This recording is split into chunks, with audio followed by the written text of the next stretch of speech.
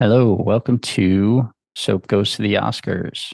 This is episode 122. I am recording on November 3rd, 2025. I watched the movie yesterday, November 2nd, and the movie was The Pied Piper. This is the second movie I've watched from the 1942 Oscars. This one was available on YouTube for free, so still haven't paid anything yet for this round. Only two movies in though, so we'll see. Well, that's not true. I did have to buy a DVD already, so I did already spend some money. Anyway, last night I was looking for something to watch that my parents might want to watch, and I was gonna do The Magnificent Ambersons from this year, which is an Orson Welles movie, because it was available on YouTube TV. It said, and I had set it up to record, and but when I searched for it, it said it's not going to record until November 9th. So the problem is my mom doesn't like war movie stuff. And we're getting into World War II here, so there's some war stuff. So I went to The Pied Piper, and I honestly was, if this was the 1930s, a movie called The Pied Piper would probably literally be about the story of the Pied Piper.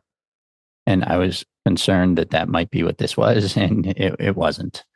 This actually turned out to be a pretty decent movie. Gave it 3.5 stars.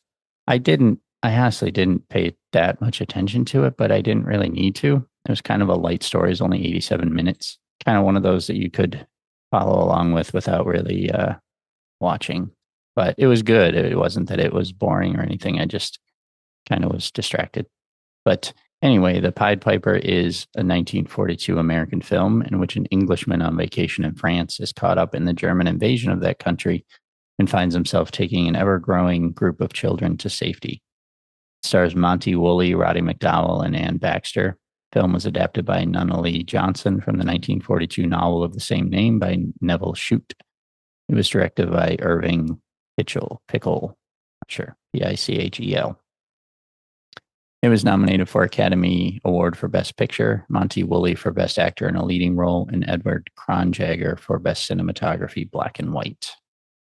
So yeah, that's basically the story. This dude is in France, and as he's leaving, this mother asks if he can take her two children, one of which is Roddy McDowall, who he does not like, home with him to get them away from the war.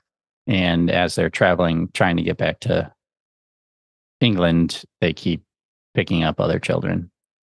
So hence Pied Piper. But one funny thing was, so I live in Pittsburgh, Pennsylvania, but I grew up in Rochester, New York, and Rochester, New York was like a major plot point of this movie. It in the beginning, Howard, the man, is arguing with Roddy McDowall's character, Ronnie, about whether Rochester is a city in New York or it's a state in the United States. Howard, the adult, believes it is a state, and Ronnie tells him it's a city. And for that reason, he doesn't like him. At some point along their travels, Ronnie agrees with him that he was like, you were right. It's a city, or it's a state. And just to kind of like, because he said they're starting to, grow closer and everything. And I think he's just sort of trying to appease the old man. And then later, they're captured by the Germans. And I didn't mention Otto Preminger here, but Otto Preminger plays like the head German in this area, and he's questioning him about stuff. And he mentions somehow Rochester gets mentioned again. There, even in the beginning, there was another adult who was assuring the child that Rochester was a city, not a state. But they talk to this German, and they're talking about Rochester, New York again, and the German is assuring him that it's a city, not a state. And he like has to then go and admit, he was like, but even then he still couldn't. He was like, we were both wrong. It's a city, not a state, because the kid had come over to his side. And I was like, but no, he had it right the first time. So it was just funny that Rochester, like at the beginning, it was funny that they brought it up, but then it kept being a point during the movie. Funny, probably only for me.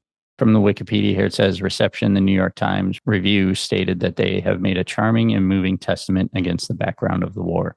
The Pied Piper is also irresistibly entertaining, complaining only that Preminger's conventionally arrogant Nazi seemed out of place. I agree with that. This was produced by Nunnally Johnson, as I mentioned, cinematographer Edward Kronjager, edited by Alan McNeil, music by Alfred Newman, distributed by 20th Century Fox, released on August 21st, 1942, as I said, with a runtime of 87 minutes. So yeah, there's not a whole lot of information in the Wikipedia here. This was available on YouTube. I don't remember if I said that at the beginning. It was not a great copy of it. This is probably one I've mentioned before that you can kind of tell the movies that sort of stood the test of time because they, one thing that's not listed here is that this was entered into the Library of Congress, but also because there's not like a nicer version of it available. And maybe there's a DVD or something, but this YouTube version was not great. So, but it was a fun one. Pretty good. So far, two pretty good movies, Yankee Doodle Dandy and The Pied Piper.